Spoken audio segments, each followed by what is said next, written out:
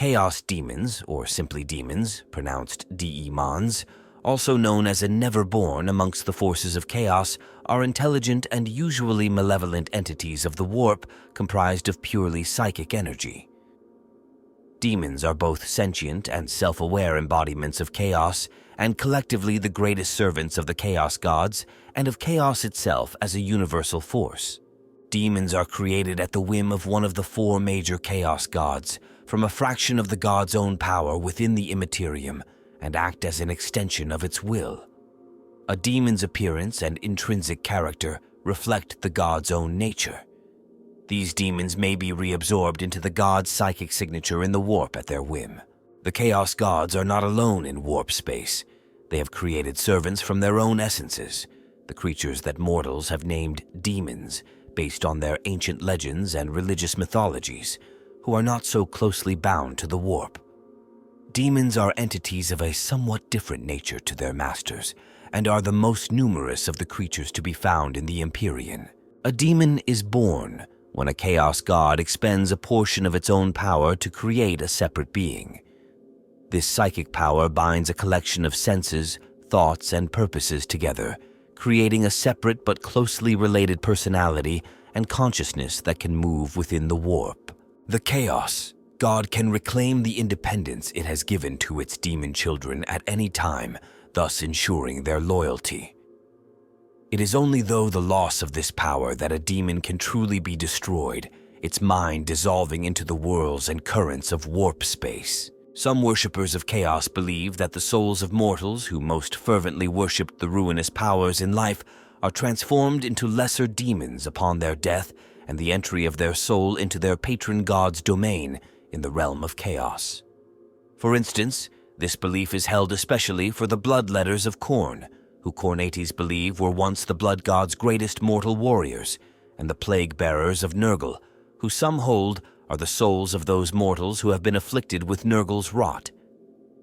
As minions of the chaos gods, most demons lack self-will, at least as humanity understands it. Instead, they serve only to spread the aims of their masters. For example, a demon of Khorne seeks only battle, and wages war upon other demons with the same fervor as it does upon mortals. Demons seemingly spend much of their existence in conflict with other demons, as each of the chaos gods seeks to expand its power and influence as part of the great game. It is only when the mortal world is involved that demons tend to band together and cooperate, and even then such alliances are short-lived, as each of the four chaos powers seeks to prevent the others from gaining any sort of advantage. Demons have no physical presence within the warp. The realm of chaos is anathema to the laws of physics, and the starships that navigate its depths do so by taking a skin or bubble of reality with them when they enter using their warp drive. Instead of possessing a true physical form, demons project a form conjured from raw psychic energy that is essentially a lesser interpretation of their master's fundamental nature. Hence, the bizarre and inhuman appearances projected by demons indicate their presence, status, and allegiance to a chaos god.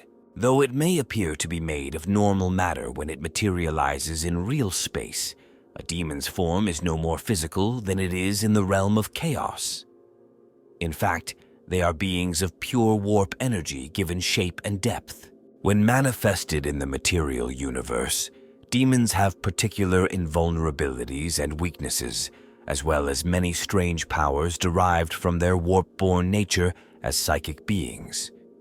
Slaying a demon's physical projection does not kill it, but only severs its presence in reality.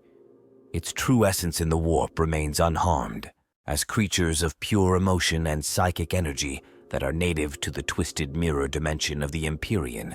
Demons cannot survive for long in the cold reality of the material universe. They need some manner of focal point, some channel through which they can transfer their uncanny power from the immaterium and make themselves manifest in the worlds of flesh and blood. Over the span of the Imperium's history, the warp rifts that have led to a demonic assault have usually been the result of untrained psychers opening their minds to the baleful whispers of the warp. Such an intrusion starts with the demonic possession of the host, but can end with the psyker being turned body and soul into a hideous shrieking gateway, a wound in reality that can allow hosts of demons to come pouring through. Such small-scale invasions usually peter out as the flow of chaos energy dries up, the demons fading away to nothing. The exceptions are when the Chaos Space Marines or other servants of the ruinous powers, having much the same goals as the demons of their patron gods, summon the legions of the warp into Realspace. Through acts of voluntary possession, ritual sacrifice, psychic machination, and sustained blasphemy, they weaken and shred the veil that holds the horrors of the warp hidden from the worlds of mortals. All too often, when the Chaos Space Marines attack, hosts of bloodletters, horrors, demonettes, and plague-bearers burst from the ether to revel in the carnage. When a demon is killed in the material universe, it is banished back to the warp. If not simply reabsorbed by its creator, it must remain there to regain its strength that it eventually might manifest itself again. Legend has it that a demon banished in this way cannot return for 1,000 Terran years and a day, though it is of course impossible to prove such a belief through study, and the concept of time itself is meaningless within the warp. The slight to a slain demon's pride is considerable, however, and the demon is forced to endure the mockery of its fellows until it can return to corporeal form and avenge itself. The most powerful demons will call upon any servants and tributary lesser demons to help them achieve their revenge. If it has many allies, it may also request their aid, though all demons are cautious in doing so. Such favors must inevitably be returned, and no demon welcomes the dominion of another creature, be it mortal or demonic. Across the stars, warp storms rage, and the galaxy stands on the precipice of a new age as the 41st millennium comes to a close. Prophets and augurs proclaim the end times for mankind, and the number of instances of demonic possession across the Imperium of man is rising. Each psyker so accursed is granted an epiphany. In their last grasping death, the victims glimpse the horrific doom that awaits them, an abyss of chaos, absolute in its finality, unending in its despair. Now, across the galaxy, that same vision of ultimate torment, of an eternity beneath the lash of demons, has spread. Across untold star systems, countless life forms read the portents and prepare for the dark days ahead. Premonitions of disaster are now rife amongst the Imperium of man, by far the largest of the galaxy's interstellar empires. But few understand the true nature of the warp and the threat its denizens represent to all life. Yet even distant, technologically backwards imperial planets have marked the telltale signs of impending apocalypse. The proliferation of mutants, the rise of chaos cults who worship the dark gods, and the ever-increasing number of psykers in the human population. The Inquisition sees the warning signs, but there are simply too many imperial planets in peril for them to halt many of the deadly chain reactions caused by demonic possession. As psykers implode, small tears in the fabric of reality usher in bloody reigns of terror across thousands of planets, and in their attempts to suppress the truth and forestall mass panic, the Inquisitors adopt ever more ruthless methods. Yet for every warp rift sealed, more holes are opened, and the barrier between reality and the realm of chaos is left shattered and gaping in a dozen new locations. Should the weakness of mankind prove too great, one only needs to look at the fall of the Eldari to see the consequences of failure. On their glittering craft worlds, the remnants of the Eldari species do not need the rune casting of their farseers to tell them of the imminent threat. More psychically attuned than humans, each Eldari feels every new rent torn in Realspace and cringes.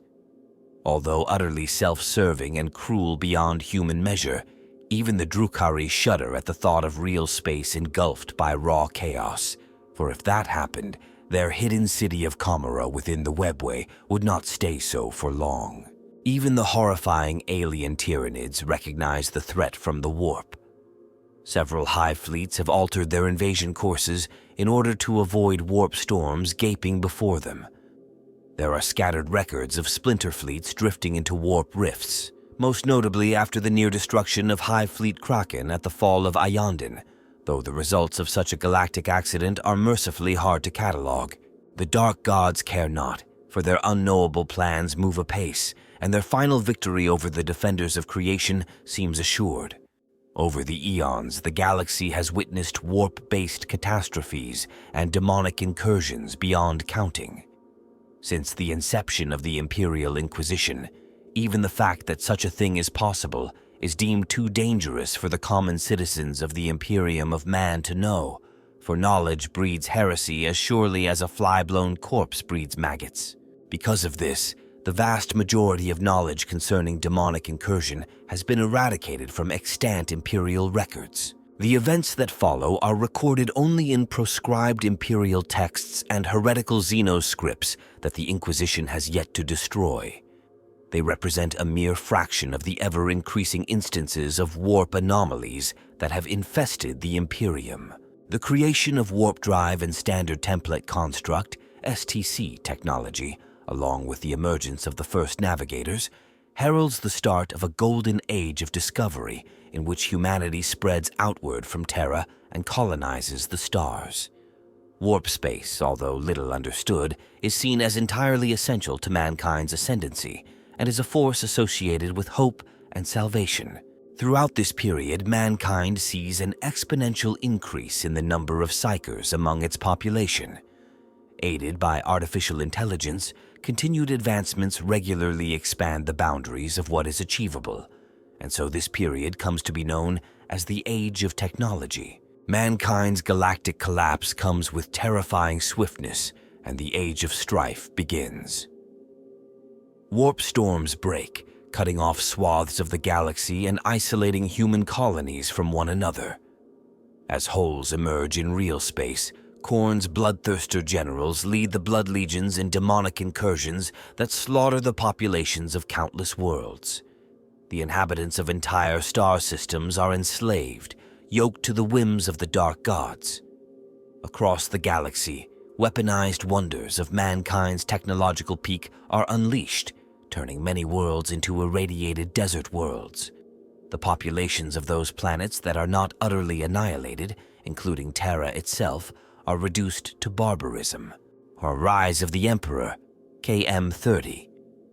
The mysterious figure known as the Emperor of Mankind rises upon Terra and unites the techno-barbarian tribes.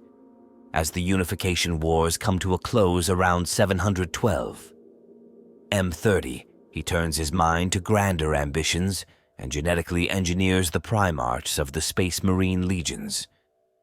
As the Emperor's creations near fruition, Tzeentch senses a chain of events that would one day cause the downfall of the Chaos Gods.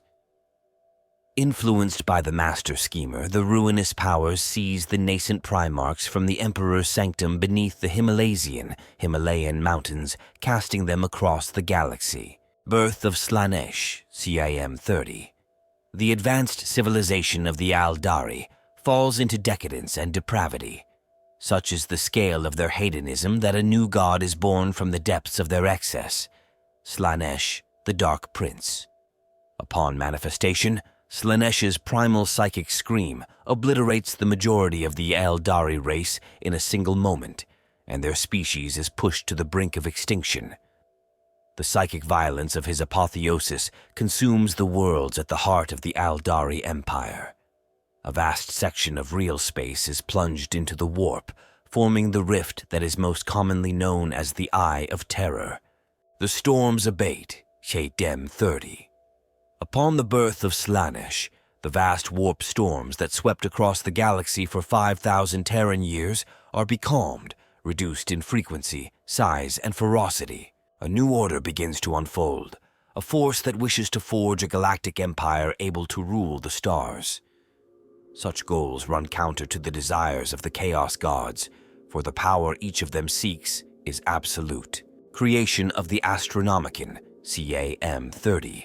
The formless murk of the warp is penetrated by a psychic energy beacon that stabs outwards from Terra and across the galaxy. Invisible in Realspace, the beacon of the Astronomicon, directed by the mind of the Emperor, serves as a psychic landmark, a constant navigation point that enables safer warp travel for the starships and navigators of the Imperium. For the dark gods, it is hateful to gaze upon, its constant beam bringing unwelcome order to the infernal seas of chaos. The great game begins anew, Shayam 30. Glutted upon the souls of the Aeldari, the Dark Prince expands his domain. Such a bold move is met with great opposition, and the Chaos Gods turn their attention fully to the great game. So it is that as the warp storms of the Age of Strife die down, the Emperor of Mankind is able to lead the united forces of Terra and Mars outwards into the galaxy on the Great Crusade. Many scattered human worlds are reclaimed by the Emperor and his legions of space marines, and enslaved planets freed from the shackles of domination. The Imperium is officially born, and the Emperor is reunited with his lost Primarchs one by one. Meanwhile, Tzeentch allies with Nurgle and Slaanesh to gain ascendancy over Khorne, yet it is short-lived. The Blood God's immense rage at being usurped leads him to reclaim his lost territory within the realm of chaos, and more besides. The Horus Heresy, K005-014 M31. The Emperor returns to Terra, leaving the continuation of the Great Crusade to his Primarchs, each leading a mighty legion of space marines created in their own image. They continue to bring glory and new human worlds to the Imperium in his absence. Amidst the triumphs, the Chaos Gods plant seeds of corruption throughout the Space Marine legions. Horus Lupercal of the Luna Wolves Legion, the War Master of the Imperium, is the greatest of the Primarchs to fall to the temptations of chaos. A masterful strategist, Horus sways many of his brother Primarchs to join his nascent rebellion against his father's Imperium. A full half of the Legiones Astartes, 9 legions, follow Horus into damnation, and the Daemonic Legions are deployed to aid them by the Dark Gods. The galaxy is plunged into a civil war that will blacken the Imperium forever. Scouring of Omagath, 998, M31 899, M32. Tzeentch grants the Lord of Change, Ixthar Ganix, known as the Slayer of Destinies, a glimpse of a child born upon the world of Omagath who would mature to become a powerful oracle. Ixthar Ganix craves the power of this child and uses his magic to open a warp rift upon Omagath. For 20 solar days, the demonic legions he has gathered sweep across the planet seeking the oracle to be. After spreading madness and destruction through Omagath's population, Ixthar Ganix finds the prize he sought and steals the boy's warp-born abilities of foresight. The Ravening Storm, 161 M32. The mining colonies of Iktar 9 are cut off from the Imperium for 9 centuries. When the warp storm recedes in the early 33rd millennium, nothing remains of the billions of miners who had lived there, and naught attests to the unimaginable agonies the populace endured at the hands of Chaos's demonic legions. The Cursus of Alganar, unknown date, M32. Upon the desert world of Talern, a dark stone is unearthed covered in strange carvings. Shortly after, the Eldari of Craftworld Bieltan attacked the desert raiders of the planet in force. As the battle rages, a full-scale demonic invasion erupts from the location of the stone, known as the Cursus, to its discoverers. The Astra Militarum of Talarn and the Eldari of Bieltan combine forces against the demon legions, banishing them from the planet in a last-ditch assault. The Cursus is subsequently buried deep beneath a rockcrete barrier. Greed Inherent, 454 M33, the Rogue Trader. Apollyon Maestric Nova founds a mining operation that produces fantastic wealth. Glaciers of glowing fire diamonds are carved from the rocks, and precious elements are sold to the nearby Rubik system. Apollyon becomes insanely wealthy, but is corrupted and turns to Slaanesh's embrace. Only when his tainted coin has circulated throughout every planet of the Rubik system does his grand design become clear. As Apollyon's moon eclipses Rubia's sun, all those who have shared in his greed are suddenly filled with an insatiable, cannibalistic hunger, leaving those who succumb to it open to demonic possession. An astropathic cry for aid reaches the Imperium, and Grey Knights arrive in strength to save Rubia itself from armies of once human invaders. The rest of the star system falls to anarchy, however, as Slaanesh claims his due. The First True War of Veonid, 882. M33. A legion of Khorne is attracted to the thunder of guns on the weapons-testing planet of Veonid. Their invasion soon ensures that the prototype guns are used in earnest. Once more, the Imperium is beset by civil war in the Age of Apostasy. It is a time of false prophets and intrigue, of anarchy and war, and in the end, plague. As the stages of the Age of Apostasy unfold, Tzeentch, then Nurgle, become the dominant powers within the realm of chaos, overtaking the dominance of Khorne. The Cultists' Uprising, unknown date M34. As the Ecclesiarchy consolidates its hold on the Imperium as its state church, it is beset by a number of zealot cults nurtured amongst its own ranks. Through whispers, lies, and at times, absolute and unbearable truths, over 100,000 rebellions take root in the Ecclesiarchy. Lure of the Warp Stars, 666. M34. After a titanic warp storm roils out of the Eye of Terror, the first warp stars are sighted, stellar anomalies whose unnaturally exact gravitational pull lures spacecraft and even small planets into their demon-haunted embrace. Serpents of Menim Shamash, 867, M35. On the Eldar Exodite world of Menim Shamash, the demons of chaos enter through the world spirit. This crystalline psychic network crisscrosses the world, joining all of the Exodite settlements and housing the souls of the dead from the last 5,000 Terran years. Tzeentch's realm permeates the world spirit and erupts from its deep pathways. Monstrous crystalline serpents spew forth waves of horrific demons. The world is aflame with the fires of change before the next moon rises. A fortress breached, 977, M35. The Ultramarines battle barge Excelsior is embroiled in battle when its Geller field fails during translation from the warp into real space. The blessed metal of the Titanic fortress ship become permeable, and before long, a numberless tide of demons pushes its way from the walls, floor, and ceiling to fall upon the Ultramarines inside. Excelsior never rematerializes in real space. Deluge of Sickness, 565. M36. The droughts of Gyro Alphys worsen, and eventually, all animal life is sacrificed to feed the tribe's gnawing hunger. The heat drives the tribesmen to pray for divine aid. They turn to the rain dances of old, even sacrificing their own people in the hope of ending the drought. Grandfather Nurgle and his minions here take pity and grant their wish.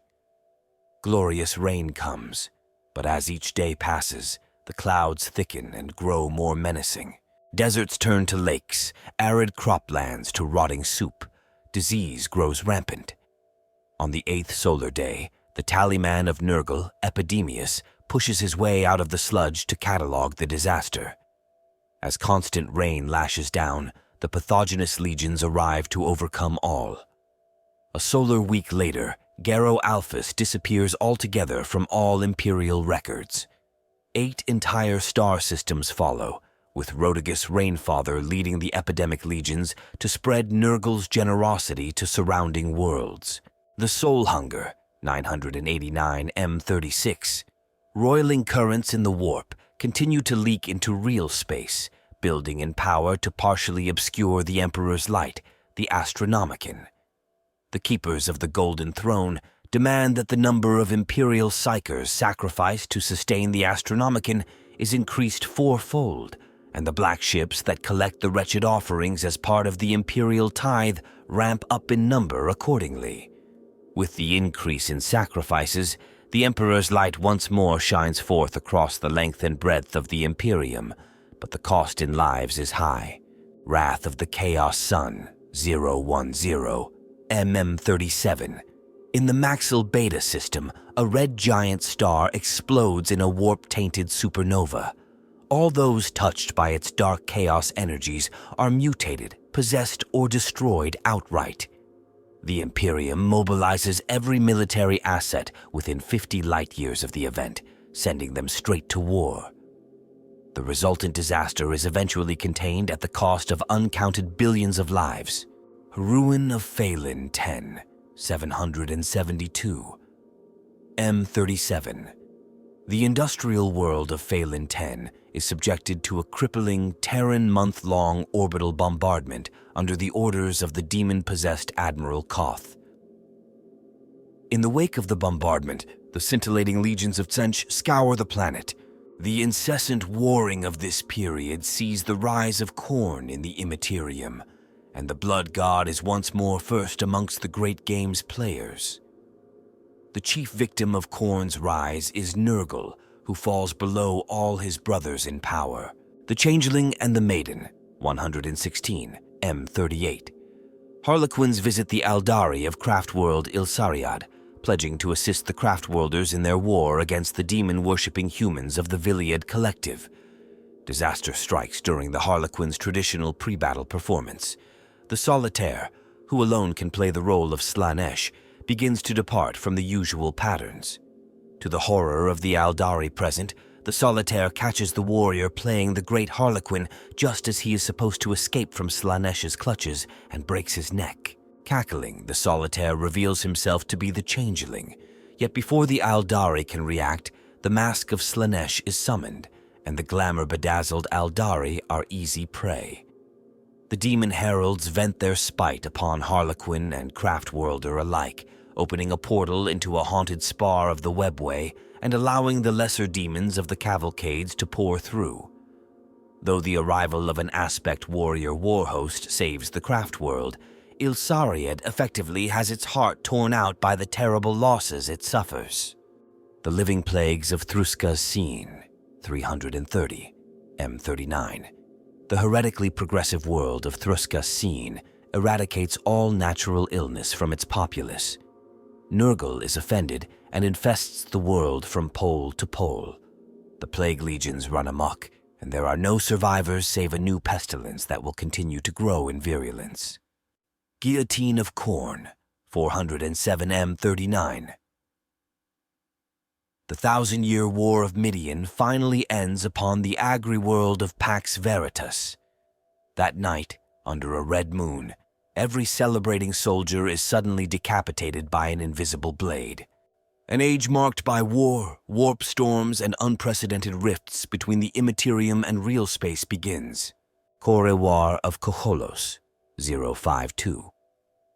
M40. The Necrons of Koholos awaken to find their planet's inner fires dead. They eventually find the truth in a colossal hollow sphere at the planet's core, where the demon prince Bubelgor now makes his lair. The titanic entity, having grown mighty after slaughtering the humans of Kocholos, takes exception to the metal ants stalking through his burrow. He summons his demonic followers and plunges headlong into the Necrons. Battle rages in the darkness until the Necrons are obliterated, and their metal skulls heaped deep within the planet's cold womb. The Khu Demons, 248, M41. The Drukhari Archon Isklith learns the folly of harnessing demons to his cause when his rival Asdrubal Vecht seals off Isklith's territory from the rest of Kamara. Trapped with only the Demon Legion for company, Isklith and his cabal are slowly torn apart. The Horrors of Lysandro, 383, M41. Warpstorm Yagon visits its fury upon the planet of Lysandro. Reports of psychic activity multiply tenfold overnight. The ruling body of the planet, the Quorum Immaculate, orders the planet's libraries scoured for any information on warp storms. They find records of an ancient hexagrammic symbol that wards off demonic intervention, a symbol that is systematically implanted as a subdermal electu on all registered citizens. It does not halt a wave of demonic possessions. Every citizen with an electu falls writhing to the ground, a pink horror clambering from their convulsing husk. By sunset, Lysandro is overrun. By the time the Grey Knights arrive, every city on the planet has been irrevocably changed. The Grey Knights take the battle to those demons still cavorting in the ruins, but find not a single soul alive. When the purgation teams breach the libraries, they encounter the architects of the catastrophe, the legendary Blue Scribes, who vanish into the ether. In their wake, it becomes clear that the symbol left in the grimoires was not one of banishment, but of invitation. A Game of Blood, 820. M41. The Flesh Tearers. Chapter respond to an unfolding conflict in the Adionis sector and battle against several of Tzeentch's conflagration legions, ultimately sealing the warp rift through which the demons arrived. But victory is not as simple as it first seems, for the scheming changeling lies at the heart of this strife. Ever manipulating the cosmic strands of fate, the changeling has plans afoot to not only strike a blow against Khorne, but also to tempt the flesh terrors towards damnation. The blood tide returns, 876 M41. The blood legions of Khorne rampage across the galaxy. Although one such demonic legion is repelled at great cost by the demon-slaying Grey Knights on the world of Van Horn, dozens more spread slaughter across the stars. The Perillian Catastrophes, 877, 987, M41. The Perillian gas belt, described in Gungston, the heretics' approximations as the blasted remains of some vast star predator, swirls across several systems, infesting each with demonic incursions. As the pattern of destruction continues, a radical sect of the Inquisition resorts to sorcery to disperse the malignant gas belt. Geistos Cataclysm, circa 955 M41. On the agri-world of Geistos, a young meat worker's migraines lead to an escalating demonic incursion that culminates with the planet's sky being cut open by Khorne's own blade. Despite the efforts of the Silver Skulls and Grey Knights chapters, Exterminatus is enacted. Fall of the Seers of Lugganath, 975 M41. The craft world of Lugganath falls prey to the brittle coma. Its Seer Council project their spirits into the Garden of Nurgle, hoping to find the cure, but instead they meet a tragic and unsettling end. The Night of Vospis, 984 M41. A warp rift opens above the feudal world of Vospis.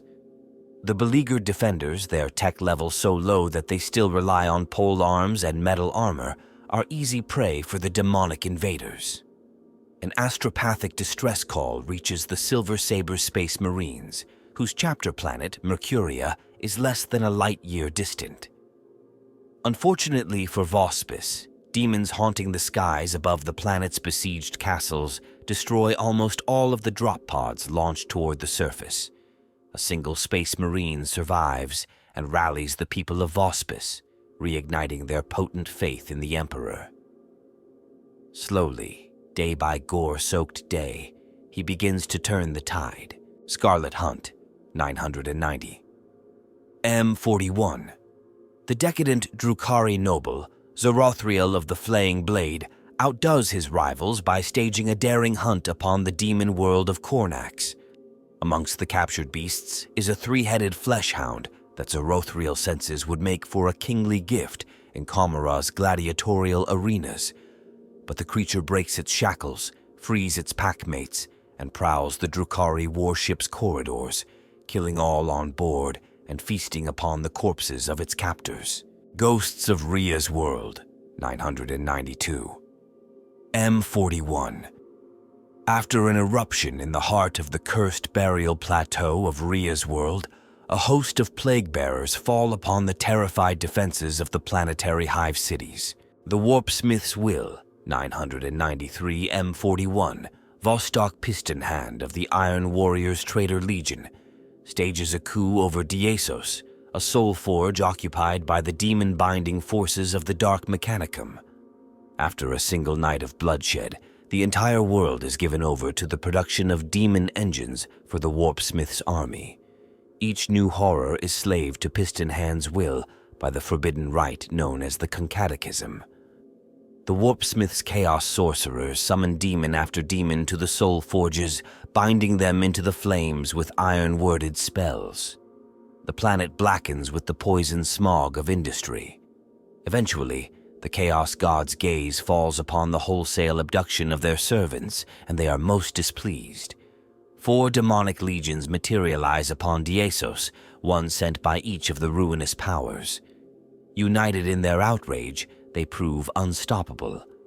Though Piston Hand's armies boast thousands of mechanical terrors, the invaders seem without number. Daemons is conquered within a solar month. As the demon legions break apart and start to fight each other over the spoils of victory, the war for Daemons starts anew. Thridian Protocol, 995, M41. When a warp time dilation twists the firmament over Thridia, the planet's dark past come back to haunt it. In the skies above, clouds solidify into tentacled beasts, stars turn into unblinking eyes, and demons climb out of the tortured clouds to fall claws first onto the mortals below. Thridia's Imperial Guard regiments fix bayonets and fight back, but their officers are at a loss as to how to defeat an enemy that literally materialize out of thin air. The retreat is signaled. En masse, the regiments head to Hive Vertes, only to find their withdrawal is blocked by a thickening wall of Necrons that silently rises out of the ash dunes. Trapped and bewildered, the Imperial Guard resolve to die fighting. But the Necrons have their own plan for Thridia, plans that Chaos cannot be allowed to disrupt. They fire volley after volley into the demons with clockwork precision, systematically destroying the invaders wherever they manifest. The Imperial Guard have to conduct a running battle to escape, eventually fighting their way back to the Hive. From the safety of Vertes' noble spires, the high-ranking officers of the Guard have their men mind-wiped before coordinating a solar week-long blanket bombardment centered upon the battle in the wastes. The Laughing Death, 997, M41. 100,000 Daemonettes invade the rust planet of Ferret Mons when the planet's overprivileged ruler jokingly invites the handmaidens of Slaanesh to his feast. Even the elite Astra Militarum regiments of the Vostroyan Firstborn cannot slay the demons, whose laughter blends with the screams of the Ferrite aristocracy. Triptych of Grief, 871.998. M41. On Galdamor, the violence committed by the Demon Legion of Braskar the Devious, a herald of Slaanesh, causes such grief that a new warp rift opens. The armies of Kaltharrak, the Bloodied Fang, and a host of necrotic Nurgle demons pill forth, led by Kugath Plaguefather and Prince Gurglish, the Ever-Rotting. The 3 demonic armies fight over the spoils of the world, leaving no creature alive by the time they eventually depart back to the realm of chaos. The Great Awakening, 992.999, M41. A ripple of psychic activity passes through the stars, awakening the supernatural abilities of countless latent psychers. The resultant backlash create innumerable warp rifts, and the spate of demonic invasions that follow tests the Imperium to its limit. 1,000 worlds are lost, hopelessly embroiled in demonic incursions.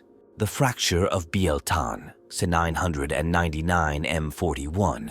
The demonic herald of Slaanesh, known as the Mask, masterminds an invasion of the maiden world of Ursulia, where she had discovered a secret route of ingress to the craft world of Bieltan. Having beguiled the exiled demon Scarbrand and his followers to aid her, the Mask uses the Bloodthirster's rage-fueled strength to shatter the runic locks of a webway portal to the Aldari world ship. Once aboard, the Mask leads her sistren to corrupt Bieltan's Wraithbone core, fracturing the craft world and releasing a veritable feast of Aldari souls for Slaanesh to consume. The 13th Black Crusade, Siki 995.999, M41. Abaddon the Despoiler leads a Black Crusade of unprecedented size against the fortress world of Cadia, intending to overrun its defenses and plunge on towards Terra. With him come the demon legions of the Warp, reality buckling before their advance. The Imperium shudders as a tidal wave of chaos pours into Realspace, and the galaxy stands on the brink of ultimate destruction. Cadia falls, although many Imperial forces escape its destruction as in fighting, and the intervention of the newborn Aldari faction known as the Inari hampers Chaos's pursuit. Return of a Primarch, say 999 M41. The blind spot in Tzeentch's precognitive sight clears, but too late for the ruinous powers to halt the revival of the loyalist Primarch Robut Guilliman during the Ultramar campaign of the 13th Black Crusade, the opening of the Great Rift, 999 M41. Reality itself cracks under the pressure of millennia of chaos machinations come to fruition. With the release of a tidal wave of apocalyptic energies, a seam tears between Realspace and the warp. The Noctis Eterna, the blackness, blankets the galaxy, snuffing out the light of the Astronomicon and throwing the mortal races into disarray. For a time, the ruinous powers glut themselves on the raw emotion that runs rampant. When the darkness eventually passes, the galaxy remains afflicted by warp storms of a severity not seen since the Age of Strife. The Imperium reels as thousands of populated planets are destroyed or corrupted, and many more cut off and isolated. They name the pulsing tear in the galaxy the Cicatrix Maledictum in High Gothic, or more commonly, the Great Rift. Note: all dates from this point forward are provisional due to errors in the imperial calendar, meaning these events could actually have occurred at any time from the early 41st millennium to the early 42nd millennium. The Scourge Stars, unknown date, M42. Nurgle sends forth from his garden dozens of plague legions to overrun the 3 sprawling star systems to the galactic north of Ultramar. Once conquered, these worlds become a stronghold for the plague god's mortal and immortal followers alike. The Blood Crusade, unknown date, M42. Reveling in the knowledge of the slaughter to come, Khorne roars, its power creating further cracks in reality. Riding upon the crests of these warp storms come the Blood Legions, forming 8 different spearheads that sweep across the galaxy. Their only aim is to maim, ravage, and slaughter in the name of the Lord of Battle, and the Demon Legions go wherever the erratic storms take them. Sometimes the armies materialize for mere moments, appearing to those mortals that behold them as nightmarish visions of death. More often, they manifest long enough to decimate entire worlds. Mortal followers of Khorne, from chaos cults to heretic Astartes renegades, follow the trail of blood they leave. Invasion of the Stygius Sector, unknown date, M42. Tzeentch looks upon Nurgle's newborn realm in the Scourge Stars with jealousy and desires new territory of his own in Realspace. Far to the galactic north, behind the darkest shroud of warp storms, Tzeentch sends forth his scintillating legions to create a new realm of madness in the Stygius Sector. Many wars follow as prismatic demon worlds take shape. Plague Wars, said 999 M41 111, M42.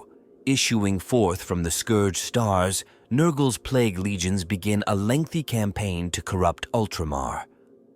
Although they achieve many triumphs, final victory is thwarted by Robut Guilliman's masterful counterattacks. The ensuing stalemate is only broken when Nurgle recalls much of his strength, ordering his most powerful greater demons and their legions to help defend the Scourge Stars from an attack by the forces of his brother Chaos Gods. The Crowns of Excess, unknown date, M42. The explosion of entropic energies released into the galaxy by the formation of the Great Rift signals the start of a hedonistic rampage for Slaaneish's demons. Aimlessly following the strongest of the warp storms, the legions of excess cavort wildly across a multitude of star systems, drinking in the emotions of the terrified populaces before feeding upon their souls. The humans of Hive-world Goldroth are enticed into a gluttonous cannibalistic feast that only ends with their own self-consumption. The legions of excess throw themselves into such performances with abandon, and the pleasure-seeking demons scatter across the galaxy in search of increasingly shocking methods with which to catch their master's wandering gaze. Slaaneish's mortal followers flock to such epicenters of decadence to enact their foul rituals, and amused by their antics, the Dark Prince offers crowns of excess to those worshippers that commit the greatest acts of sheer sensory delight. War in the Rift, unknown date M42. Tzeentch tricks Khorne into averting his gaze from his blood crusade to look instead upon the Scourge Stars. There, the blood god espies Nurgle's diseased bloom fields blossoming within Realspace. Bellowing with rage, Khorne redirects his legions to attack his brother's growing domain in the mortal realm. Dozens of Tzeentch's legions follow in their red wake. So begins the War in the Rift, the largest conflict of the Great Game to ever spill over into reality. In response to the invasions, Nurgle launches 7 counterattacks, the largest of which strikes into the Stygius sector, for the Plague god rightly suspects Tzeentch is behind the assaults upon his Realspace stronghold. Even as Kairos Fateweaver leads an assault upon Nurgle's garden, Rotigus heads the invasion of the Stygius sector. Slaanesh allies with all 3 of his brothers at different times, his fickle nature drawing the ire of all, but Khorne especially. The titanic engagements between the Chaos God's Daemonic Legions take place across 100 fronts, but one single battle stands above all others, for none can match the sheer scale of slaughter that occurs upon the planet of Vigrid. Armies clash and powers of such magnitude are released that the planet, now reshaped into a demon world, is shattered, the debris shifting into the warp where the surviving combatants continue their battle as they float upon the formless seas of the Imperium. It is a maelstrom of conflict unending, with each side sending in a constant stream of new demon legions. Seeking an end to the battle, Tzeentch suggests a contest of champions to settle the matter. Each of the Chaos Gods, sure of their own victory, agrees. Clash of Champions, unknown date M42. For a brief moment, the galaxy is freed of the baleful gaze of the Chaos Gods, for their attention is drawn elsewhere. Each of the brothers selects their mightiest champions alongside a few favored demonic legions. A portion of each of the gods' realms is reformed into the Amalgrim, a swirling hell field upon which the gladiatorial battles will take place. Slaanesh's champions use their speed to quickly establish dominance, but stagger before the resilience of Nurgle's Chosen. Tzeentch's champions unleash sorcerous bolts of such magnitude that time itself collapses around them, but none can match the martial prowess and endless fury of Khorne's warriors. The advantage continues to change hands until Tzeentch's foremost champion, Kairos Fateweaver, emerges victorious through trickery. So loud is Khorne's bellow of fury, however, that all of Kairos's illusions are broken and the battlefield itself blasted apart in fire, and even Realspace shakes at its foundations. With that, the Great Game resumes in 1,000,000 different forms across 1,000,000 different fronts. The galaxy's respite from chaos passes, and the demonic legions of the Chaos Gods once again turn Realspace into a constant battlefield at the behest of their dark masters. This is the Office of Comptroller Galloway. Please help us. The administrative offices are under attack. I repeat, we are under attack. Something just appeared in the main Vox station. Everyone is screaming or laughing. I don't know, but there's so much blood. The Chaos Gods are not alone in warp space. They have created servants from their own essences, the creatures mortals call Daemons. Daemons are beings of a somewhat different nature to their masters and are the most numerous of the warp's inhabitants. A Daemon is born when a Chaos God expends a portion of its power to create a separate being. This power binds a collection of senses, thoughts, and purposes together, creating a personality and consciousness that can move within the warp. The Chaos God can reclaim the independence it has given to its minions at any time. This ensures their continuing loyalty and means although some wayward demons may not act entirely in accordance with their master's commands, even the greatest of them would not dare outright defiance. As beings of pure entropic psychic energy and emotion, it is only through the loss of this animating essence that a demon can be truly destroyed, its mind dissolving into the whirls and currents of the warp. Though it may appear to be made of normal matter when it materializes in real space, a demon's form is no more physical than it is in the realm of chaos. Outside of the Imperium, demons have particular invulnerabilities and weaknesses, as well as many destructive and terrifying powers derived from their warp-born nature. Slaying a demon's physical projection only severs its presence in reality, banishing it back into the warp. While its true essence remains unharmed, the blow to the demon's pride is considerable, and those that are forcibly returned to their own realm must endure the mockery and torment of their fellows until they can return to corporeal form and avenge themselves, assuming they are not simply reabsorbed by their creator as the price of their failure. In order to regain its form, a demon must remain in a sort of purgatorial state within its master's realm. Legend has it that a demon banished in this way cannot return to Realspace for 1,000 Terran years and a day, though it is of course impossible to prove such a belief through study, and the concept of time itself is meaningless within the warp.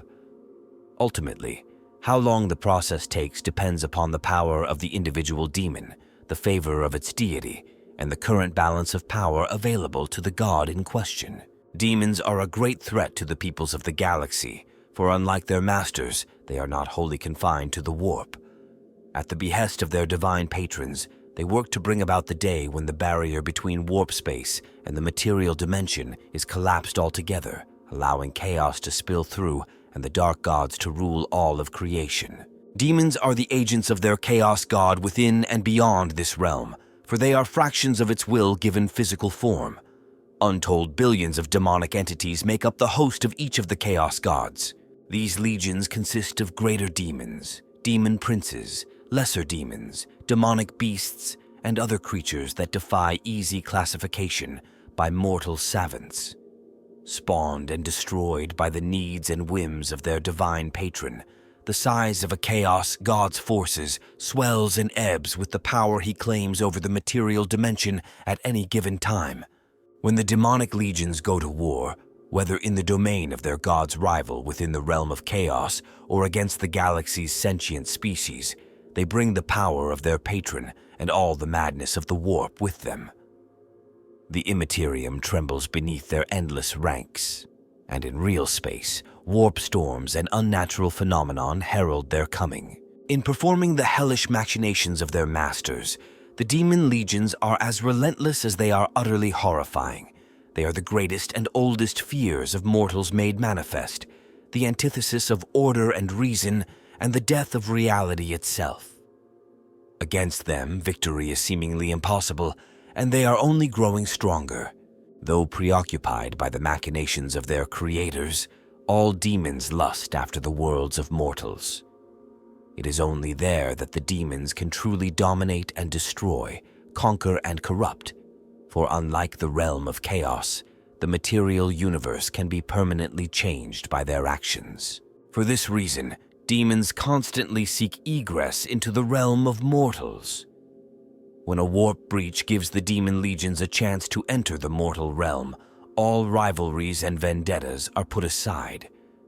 The numberless armies of the Imperium burst forth, united by a shared goal, the total conquest and subjugation of Realspace. The demon-hunting Ordo Malleus of the Inquisition fears that with the exponential increase in the number of humans in the galaxy who now manifest psychic abilities, the material dimension will soon be overwhelmed by these demonic incursions. Once the ruinous powers have glutted themselves on the souls of all the mortals in the galaxy, their armies will fall upon each other like hyenas over a fresh corpse. But by then, it will be too late. All that could exist in such a nightmare are the demons themselves and those few mortals who survive by the sufferance of their new masters. Being an intelligent entity of the warp, a demon cannot exist for long periods of time in Realspace, any more than a mortal can survive unprotected in warp space. There are a few ways a demon can breach the walls separating the warp from real space and gain entry into the material universe. Demons can possess mortals on the other side of the barrier between dimensions by transferring some of their psychic power into the mind of a psychically gifted mortal victim. The mind of a psyker is the most susceptible to this influence, which is why the Imperium so greatly fears and controls psychic individuals. The demons appear in dreams and visions, infusing their mortal host with a portion of demonic power.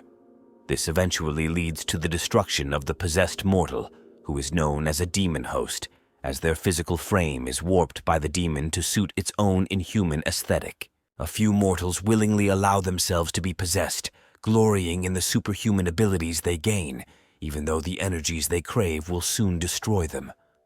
Though the physical and psychic power of a demon is severely limited by the physical body it possesses, the scope for mayhem and carnage is still great.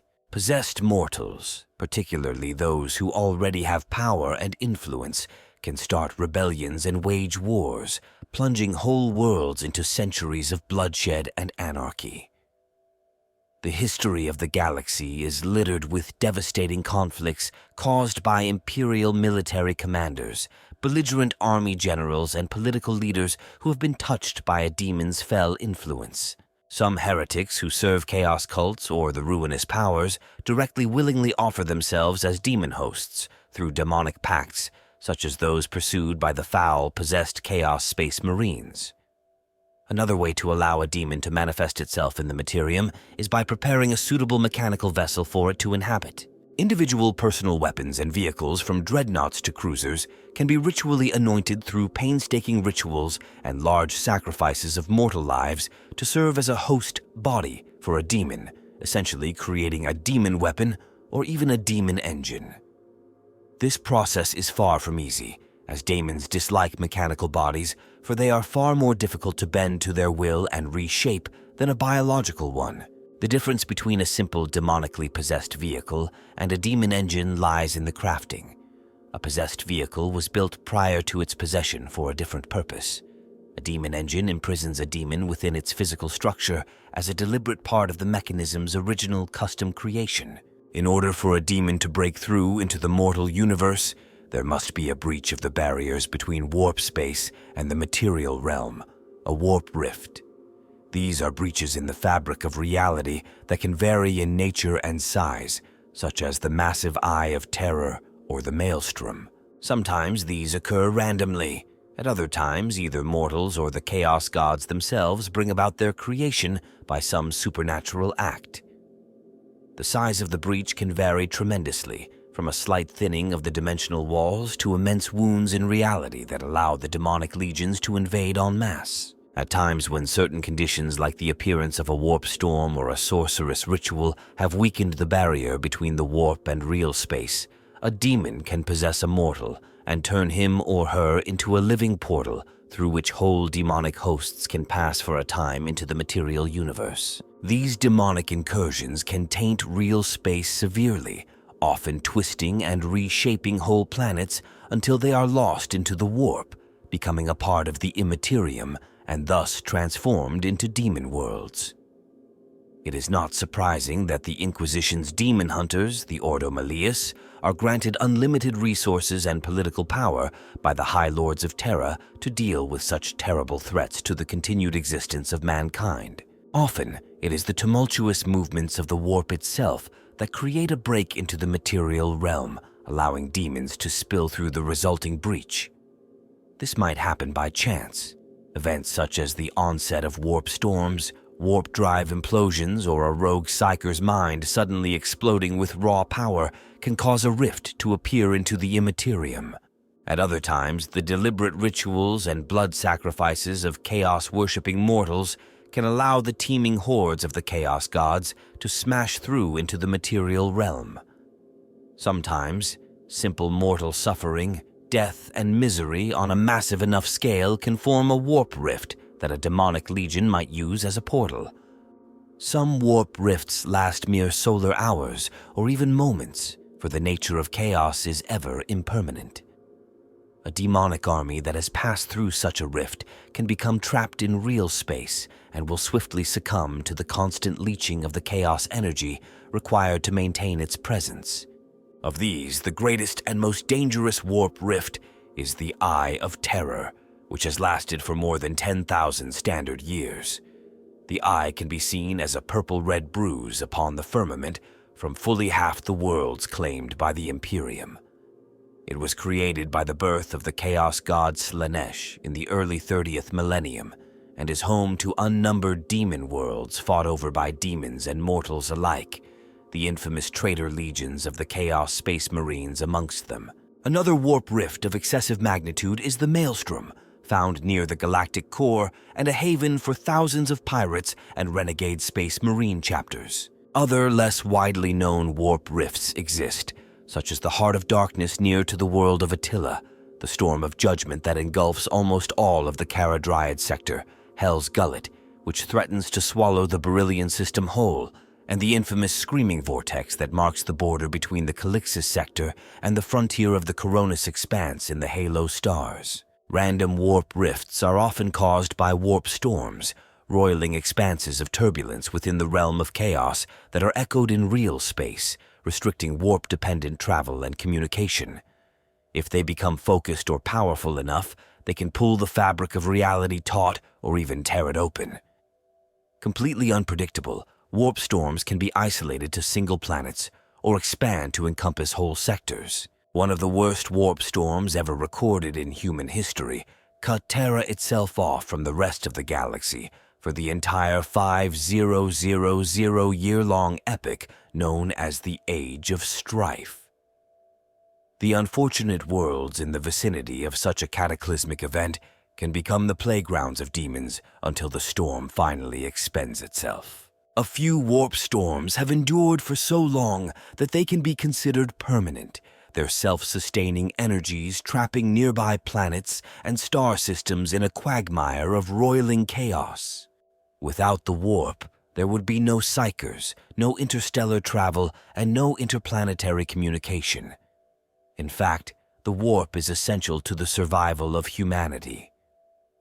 Spacecraft travel through its shifting tides, capable of traveling thousands of light years in a fraction of the time a journey using conventional reaction drives at sublight speeds would take.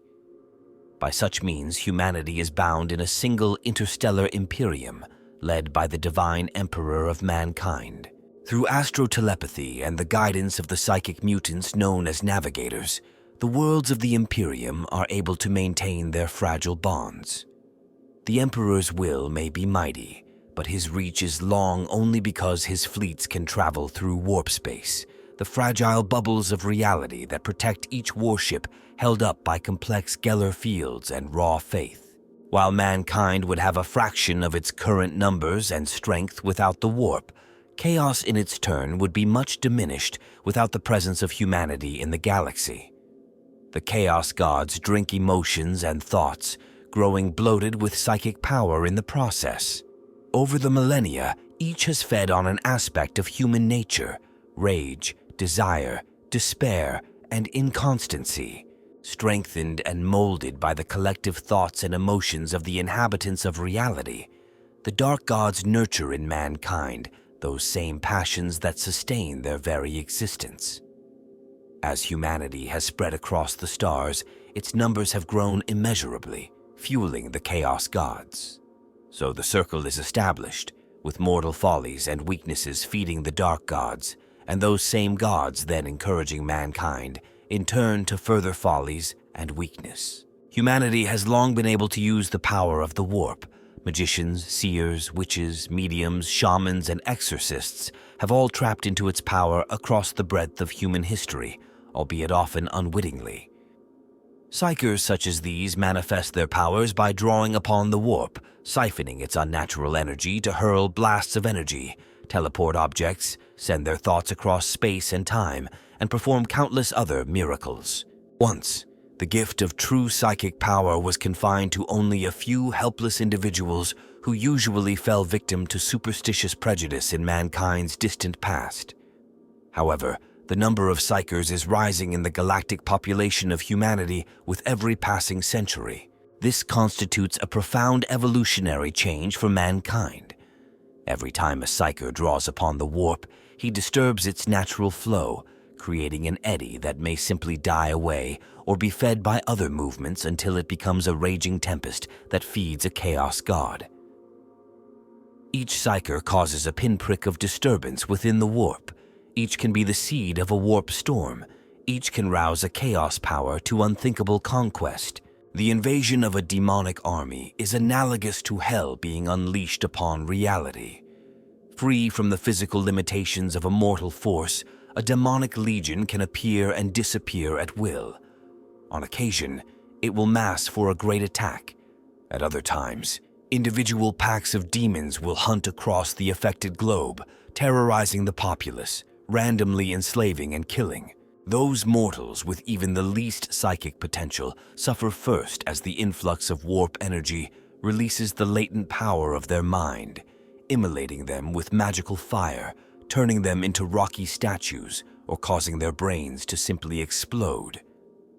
Poltergeist activity and random bursts of pyrokinesis can ruin buildings in an instant. People hear deranged screams and lurid whispering, whilst unnatural stenches taint the air.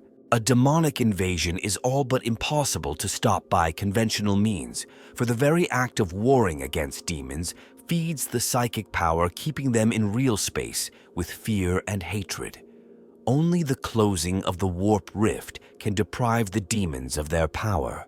Often there is nothing that can be done but battle against the incursion until the warp rift runs its course. Battles fought against a demonic incursion are utterly different than those against mortal foes, for defensive structures and garrisons have little to no effect. To wage war against invading demonic hosts, an army must be ready to respond to the most sudden appearances of its adversaries. To compound matters, the motivations behind demonic incursions are unfathomable. Even the Tyranids, who are so alien as to be beyond the ken of humanity, war for sustenance and survival. Instead of these base drives, the objectives of a demon commander will often be completely obscure. They might be to slay 1,000,000 mortals, to retrieve a single artifact, or to kill the grandchildren of those that once banished them back to the warp.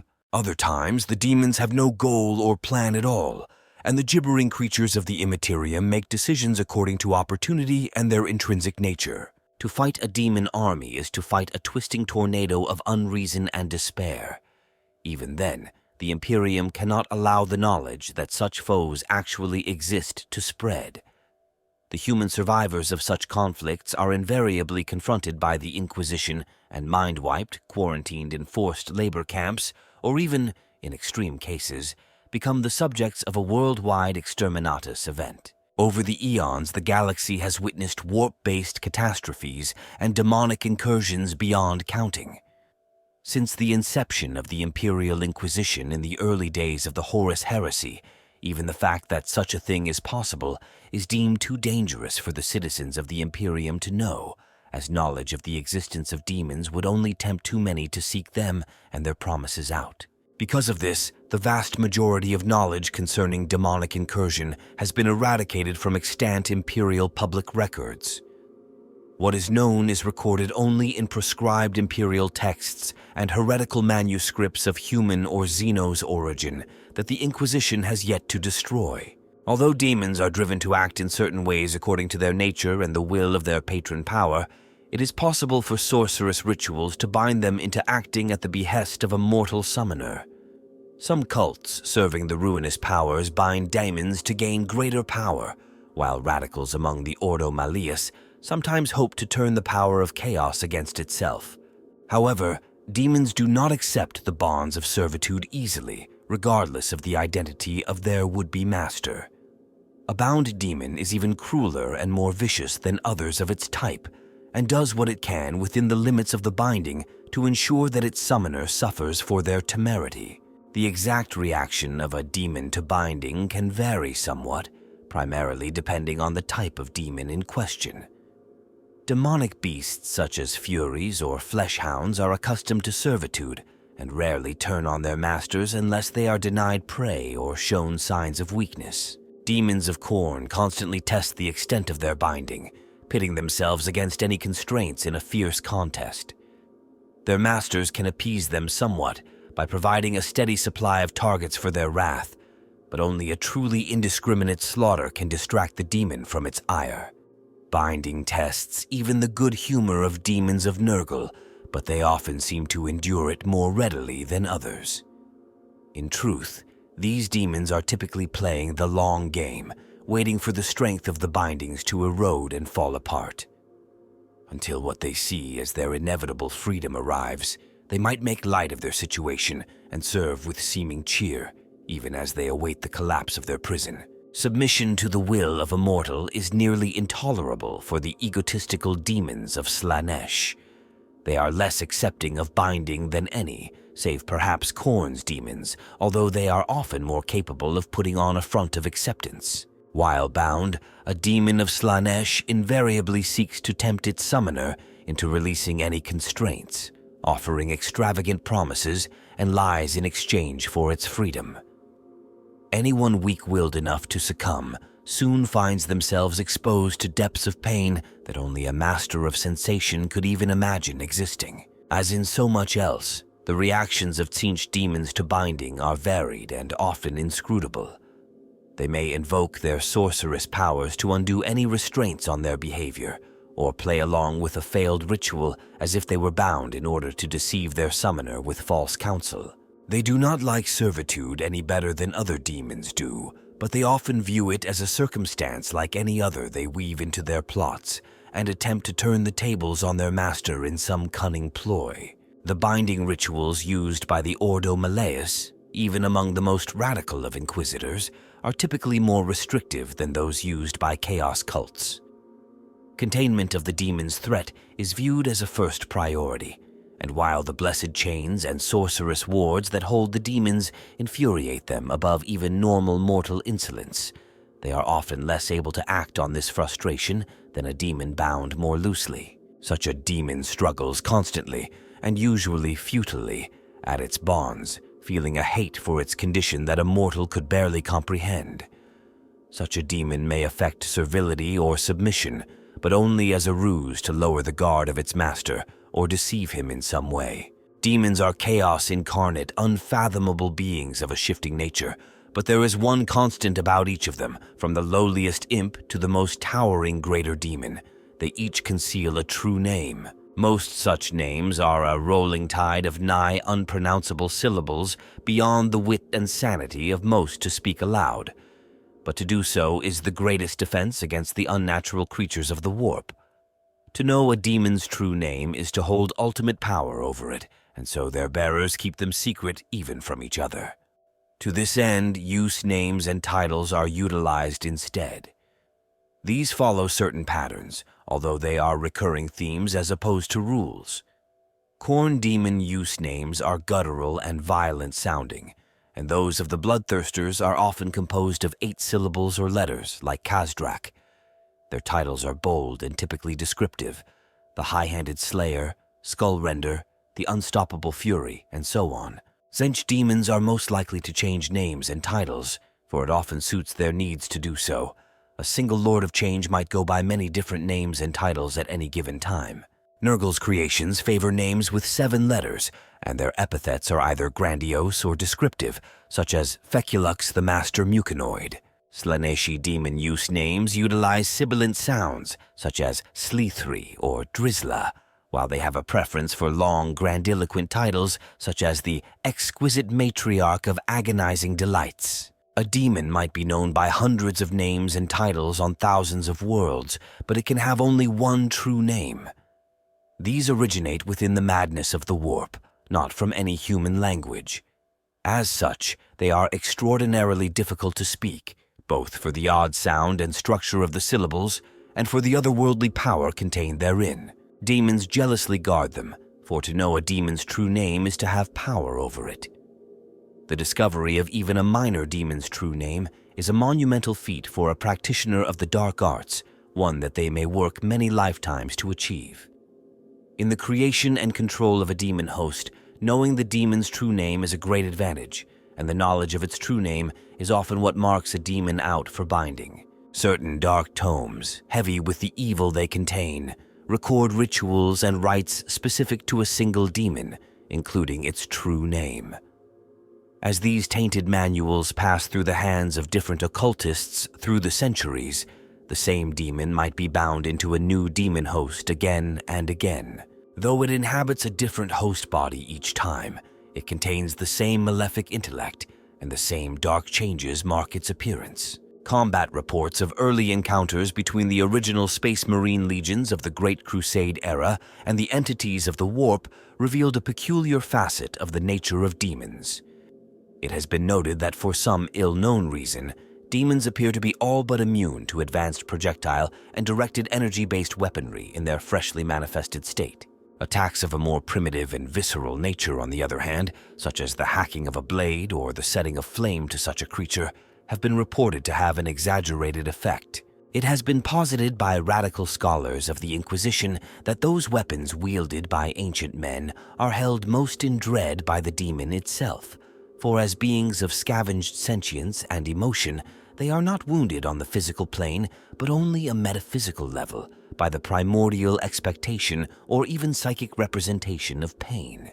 Furthermore, the demon's vulnerability in this regard might have informed the very weapons with which the armed forces of the Imperium continue to make war, for there is little other reason to imagine why the Emperor commanded his legions so long ago to wield swords and other melee weapons as readily as their bolters and other firearms, a practice that has continued into the 41st millennium. All demons are essentially immortal beings who exist so long as their patron chaos god continues to will it. When they are slain after manifesting in Realspace, their psychic essence is simply banished back to the warp for a time until they are able to manifest once more on the mortal plane after a suitable amount of time has passed or certain other ritual conditions are met. Yet a demon can suffer from ultimate destruction, a so-called true death, which is the act of eradicating a demon's psychic essence entirely rather than simply banishing it back to the immaterium.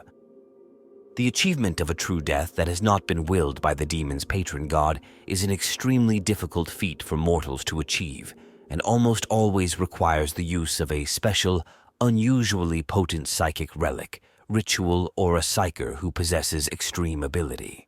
Relics which have been invested with or become the focus of intense psychological belief or faith by many billions of thinking beings, such as the relics of the saints of the imperial cult, relics of the primarchs of the chapters of the Adeptus Astartes, or even a unique item like the sword of the emperor wielded by Robut Guilliman, are particularly potent weapons against the demonic.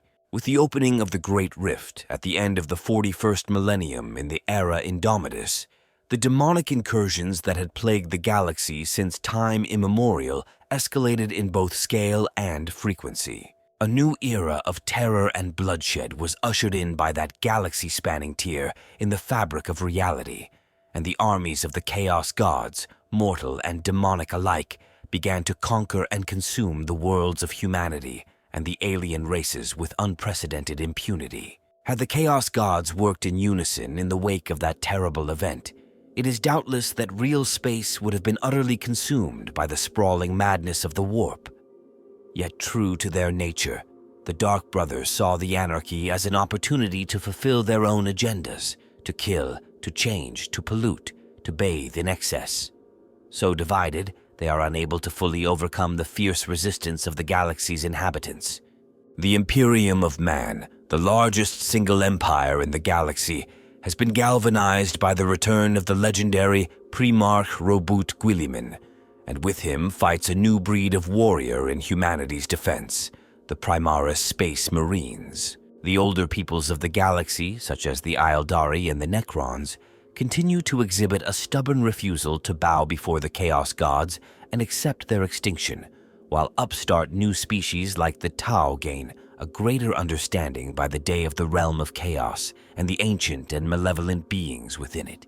The barbaric orcs are only incited by the surging conflicts around them and greet the prospect of battle against the demonic legions with the same reckless enthusiasm they always have.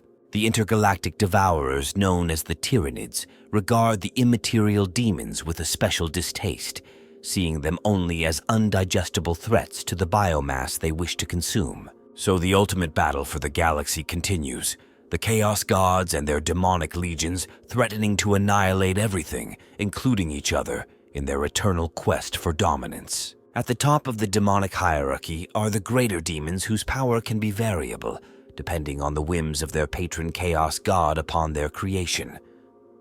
Some, like Nurgle's Great Unclean Ones, are only slightly less powerful than their patron god, and in some cases they serve as temporary avatars of that god.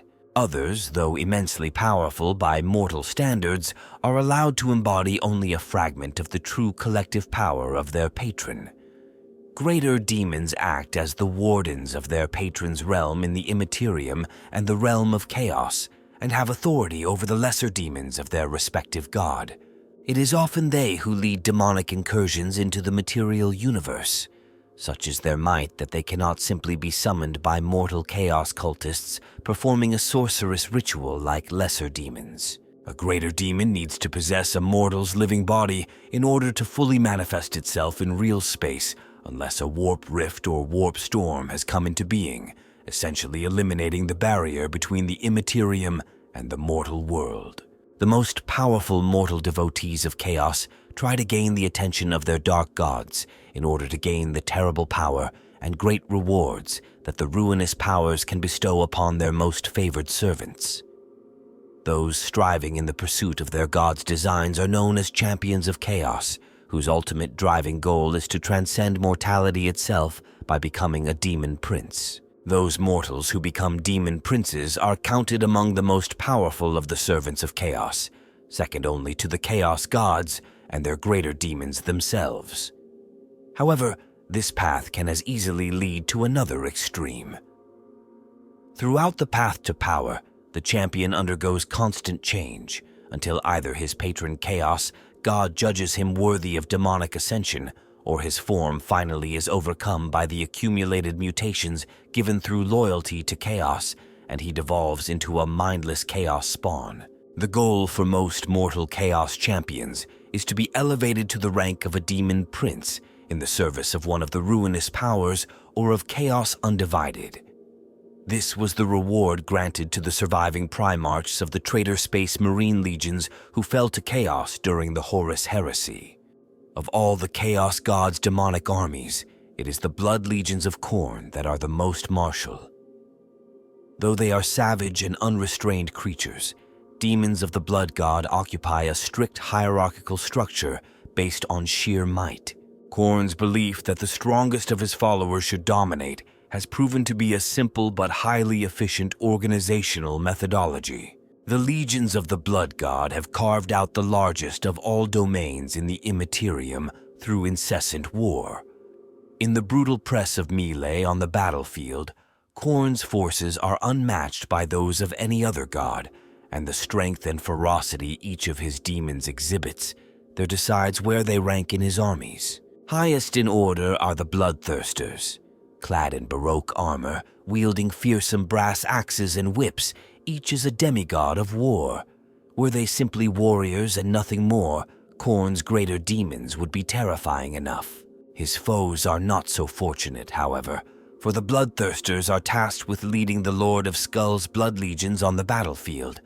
There they bark guttural orders to the ranks of lesser demons around them, and assert their dominance and dedication to Khorne by defeating the mightiest of the enemy's combatants. Figures of awe amongst the servants of the Blood God, they often attract an entourage of demonic champions that follow them into glorious battle. Each Blood Legion is divided into 8 cohorts, which are individually comprised of 8 packs of demons led by a Herald of Khorne or a demon prince. The exact composition of these cohorts and the auxiliary formations and creatures that may fight alongside them will often depend on the type of Blood Legion they belong to. For instance, the Heart of Red Tide Legions is made of bloodletter cohorts that overrun the foe with waves of infantry attacks. Such is the scale of death around them that they will often be followed by packs of carrion-feeding furies. In contrast, the Hellfire Legions are siege specialists that prefer to engage the foe at range and go to war in the shadows of skull cannons, soul grinders, and in the greatest of conflicts, the massive demon engines known as Lords of Skulls. The Brazen Thunder Legions are the most mobile of Khorne's armies. The ground shakes beneath their blood thrones and the blood crushers they lead, while Fleshhound packs chase down any that attempt to flee. Exactly how many types of Blood Legion exist is known only to Khorne himself. At full strength, each Blood Legion is typically formed of 8 cohorts, and each cohort is composed of 8 packs of demons. These formations can vary for many reasons, although most commonly it is through the addition of auxiliaries or an influx or decrease in warp energies upon the battlefield. It is also not unusual amongst the minions of Khorne for a cohort to subjugate the demon packs of another such formation, bringing them to their side by force during savage and sometimes ritualized infighting. The air fills with kaleidoscopic bursts of magical energy as the convocations of the Great Conspirator materialize for battle. To mortal eyes, the different demonic legions of Tzeentch are impossible to distinguish, each one as bizarre as the next. Yet there is method within the madness, although none save the Architect of Fate himself could truly comprehend it. While Tzeentch prefers to further his ends through sorcery or schemes, there will often be no better alternative than force to achieve his goals. Thus are Tzeentch's demon legions deployed, armies unlike anything seen in Realspace. These convocations go to war in a capering, bounding, spell-wielding carnival of violence, obliterating foes with hellfire and change magics. Unlike the militant cohorts of Khorne or the cyclical forces that serve Nurgle, Tzeentch's legions are often in flux, shifting composition or altering tactics to better serve their master. Each scintillating legion is commanded by one of Tzeentch's greater demons, a Lord of Change, each utterly dedicated to their master's cause. A Lord of Change is granted great independence to operate, and with the help of their advisors and champions, they will command a legion suited to their own proclivities. Those that love to bask in the glow of destruction might head a Conflagration Legion, a force centered around formations of flamers, capable of wielding the most powerful of warp flames. Others favor the Legion's Anarchists, which are far less predictable in composition and specialize in sudden and wholly unexpected incursions. Those greater demons who are masters of duplicity will lead one of the Veiled Legions. The most mysterious of Tzeentch's forces, these surface rarely and are almost never brought to battle, and slip off unseen after their plan's culmination. Each of Tzeentch's demonic legions is divided into 9 hosts, and these are directed in battle by Daemon Princes and heralds such as Changecasters, Fluxmasters, and Fateskimmers.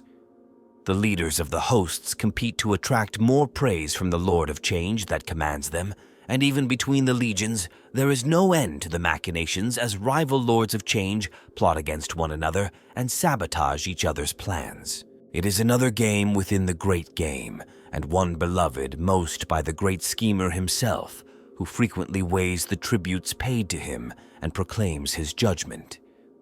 Thus do the sigils of each demon legion dance across the pyramid of Yurch, deep in the crystal labyrinth, blazing into a new order of countenance. It is a hierarchy that moves often, but the 9 most favored demonic legions are each granted control of one of the fractal fortresses that tower over the crystal labyrinth, an honor all Tzeentch's servants desire to attain. To those subjected to their loathsome assaults, the legions of Nurgle seem like an amorphous mass, but amidst the shambling anarchy, there is purpose and design.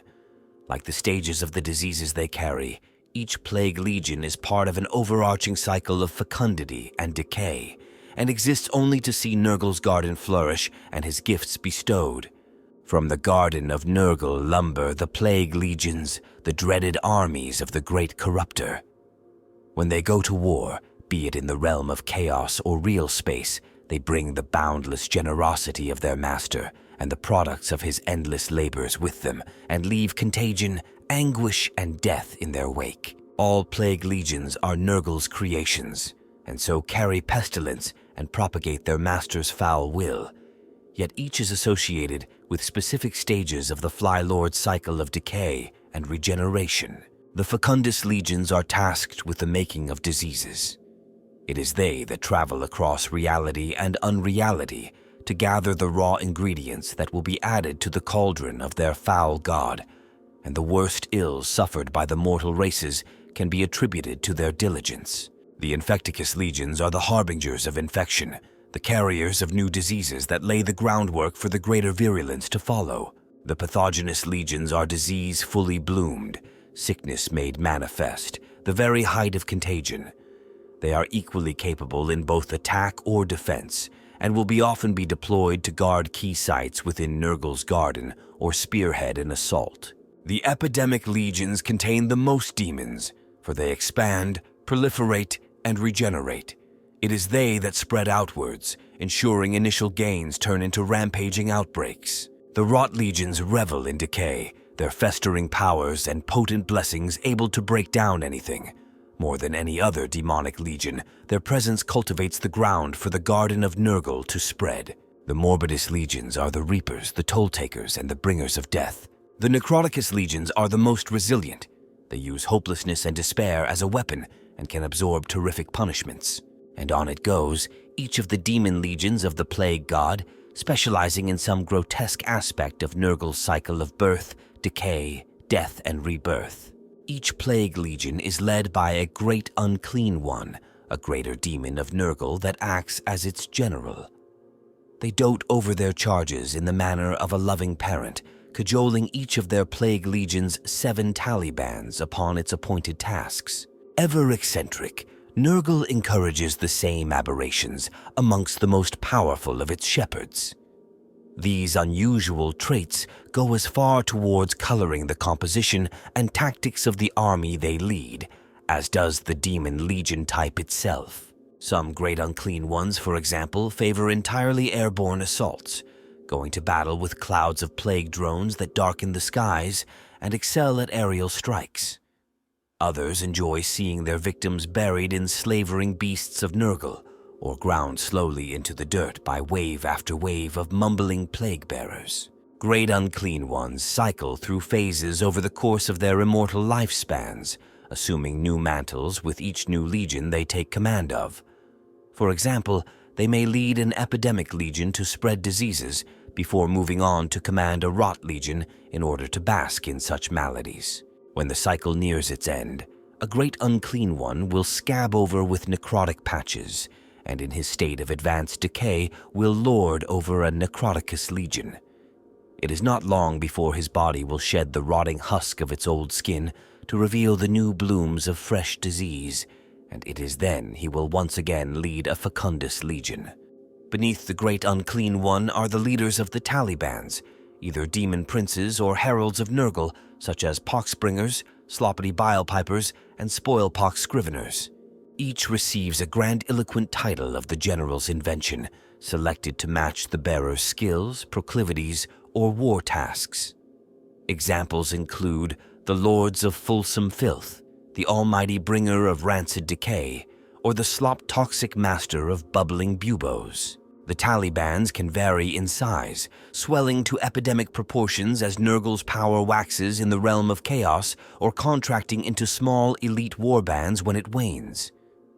At its peak, however, a Taliband is composed of 7 packs of the lesser demons known as Plague Bearers or Plague Drones. Depending upon the predilections of its leader and the ebb and flow of the cycle, a Taliband may also include Beasts of Nurgle or Swarms of Nurglings, although such anarchic beasts rarely remain with the formation beyond the duration of a single battle. Slaaneish's legions of excess strike with a sinuous grace, hitting the foe in a whirling blur of lithe and bladed limbs.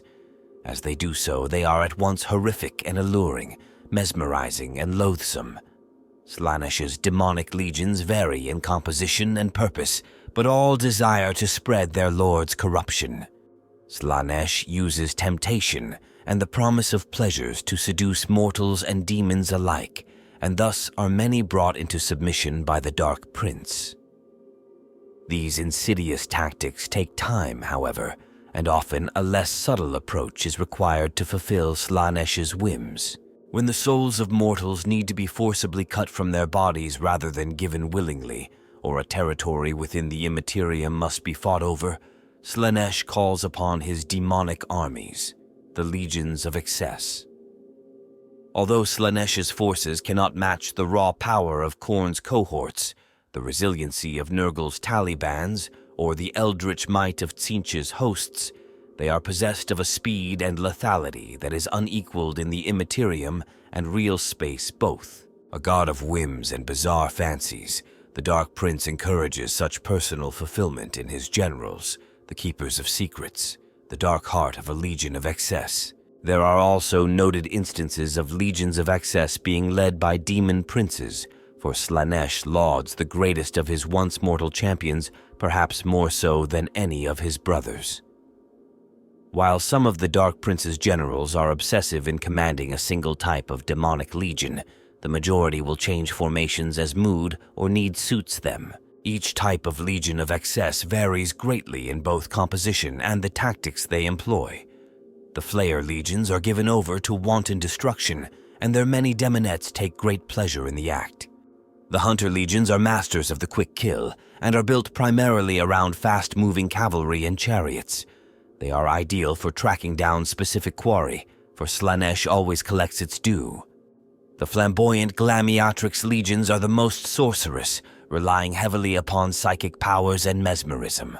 The Terror Legions are a shock force, specializing in elaborate, gory displays of combat. They are infamous for unleashing a barrage upon the senses that can overwhelm weak-willed enemies. The Legions of Eternal Punishments have no specialty, but rather call upon all the damnations of Slaanesh, intermixing facets of magics and temptation alongside their finely honed battlecraft. Perhaps strangest of all the Legions of Excess, however, are the Kurante Legions. To them, battle is but a dance. Their garish demons whirl about one another as they slay the foe in bizarrely choreographed maneuvers.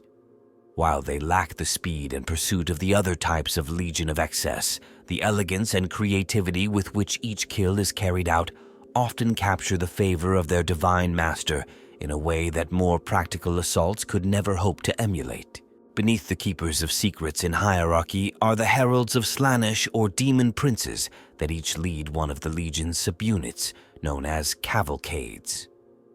Of these formations, there are 6 in total in each Legion, for that is the sacred number most often associated with Slaanesh. The main body of troops in most cavalcades are the lesser demons known as Daemonettes, the handmaidens of the Lord of Pleasure. The cavalcades of those legions with a predilection for speed or hitting power, such as Hunter or Terror Legions, will often include a large number of Seeker cavalry, Seeker chariots, and Hellflayers in support of Demonette packs. Any of the legion types can include the beasts known as Fiends, but they appear in greatest numbers in Glamiatrix and Terror Legions and are infrequent in Kurante Legions.